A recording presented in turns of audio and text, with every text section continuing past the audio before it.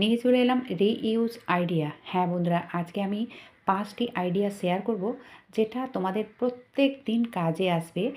আর বিশেষ করে এই শীতের দিনে, কারণ শীতের দিনে প্রচুর পরিমাণে জামা কাপড় এটা সেটা মানে যেখানে সেখানে এলোমেলো হয়ে থাকে। তো সেই এলোমেলো জিনিসগুলো আমরা খুব সহজে এই ফেলে দেওয়া ব্যাগ দিয়ে কিংবা এই যে শপিং ব্যাগ দিয়ে, ঠিক আছে? কারণ এই ব্যাগগুলো প্রায় প্রত্যেকের ঘরে ঘরে যেখানে সেখানে থাকে। আর সেই ব্যাগগুলো দিয়ে আমরা অনেক কিছু করে নিতে পারি, মানে কাজকে সহজ করে নিতে পারি, ঘর গুছিয়ে নিতে পারি।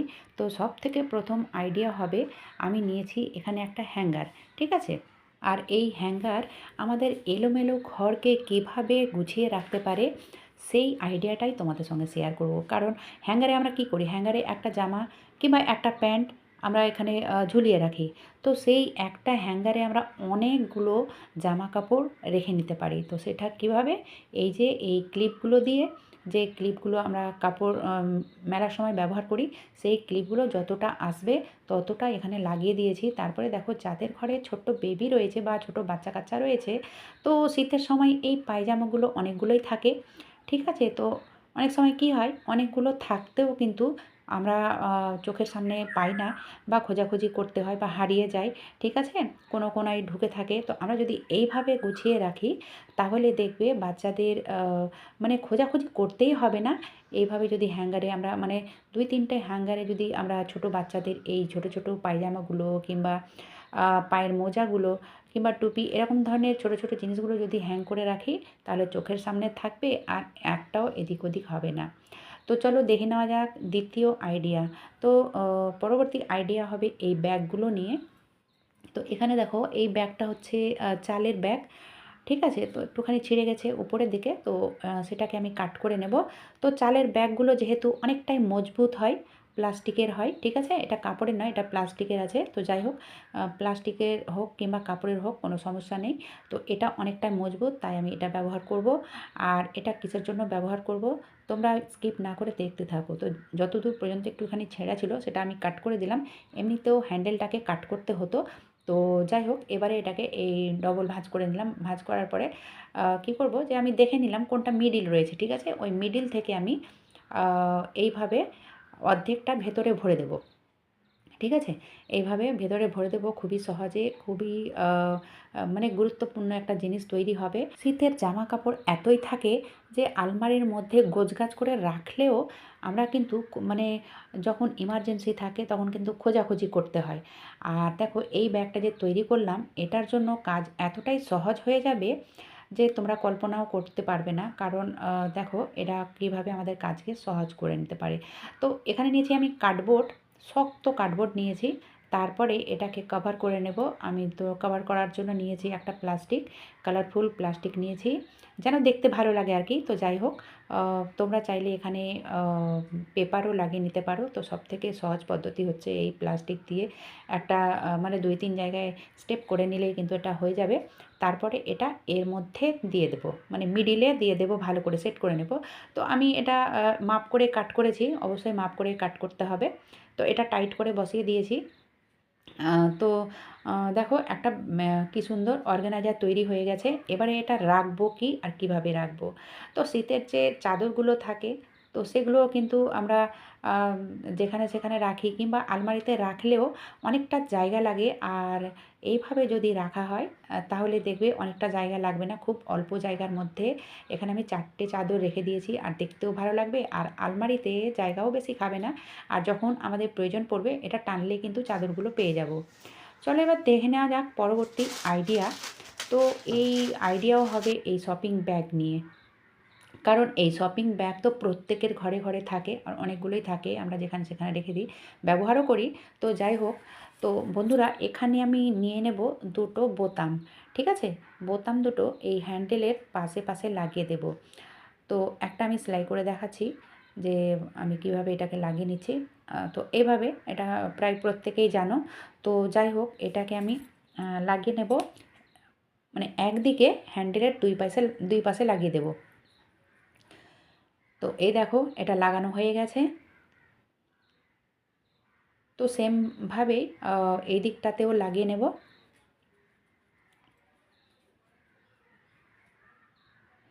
এবারে বোতামটা লাগানোর জন্য এখানে একটা কাট করতে হবে। তো আমি মাপ করে নিলাম যে বোতামটা কোন জায়গায় পড়ছে, অবশ্যই সামনাসামনি এটা কাট করতে হবে। একটুখানি কাট করলেই যথেষ্ট। কাট করার পরে এই জায়গাটুকু আর সেলাই করার কোনো প্রয়োজন নেই, কারণ এটা এমনিতেই এই জায়গাটুকু মোটা থাকে, মানে ডবল থাকে আর কি। তো দুই দিকে আমি মানে এভাবে কাট করে নিলাম একটুখানি, যেন বোতামটা ঢুকে। ব্যাস। এবারে দেখো এই ব্যাগটা আমাদের কী কাজে লাগবে। ব্যাগটা আমাদের এতটাই কাজে লাগবে, কারণ দেখো এই ভারী ভারী শাড়িগুলো আমরা তো আলমারিতে রাখি, কিন্তু দেখা যায় যে এই ভারী শাড়িগুলো একটা টানতে গিয়ে অপরটা কিন্তু পড়ে যায়। আর পড়ে গেলে আমাদের খাটনিটাও ডবল হয়ে যায়। আর এক জায়গায় যদি আমরা এইভাবে রাখি, মানে এই শপিং ব্যাগের মধ্যে রাখি, তাহলে কোনো মতেই পড়ার চান্স থাকবে না।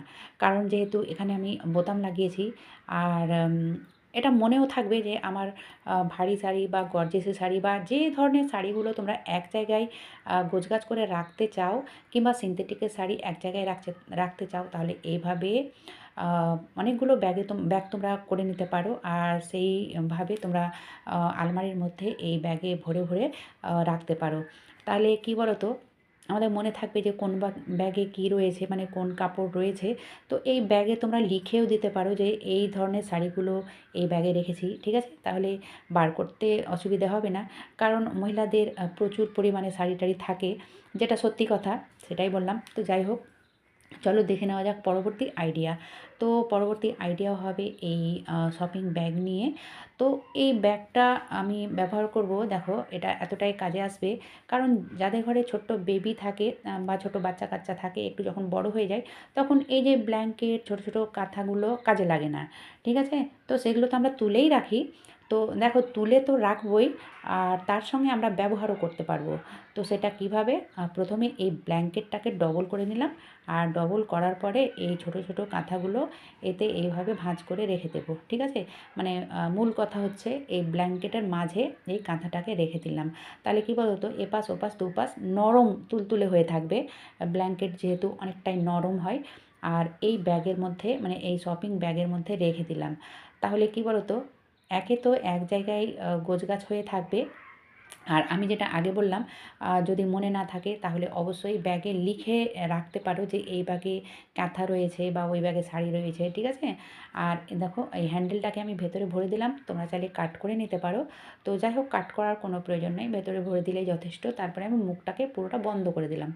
বন্ধ করার পরে এটাতে দিয়ে দিলাম বালিশের কভার।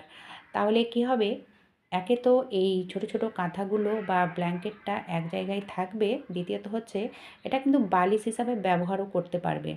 কিংবা যখন অনেক লোকজন আসবে, বালিশের কম পড়ে যাবে, তখন এটা এভাবে বার করে কিন্তু ব্যবহার করতে পারবে।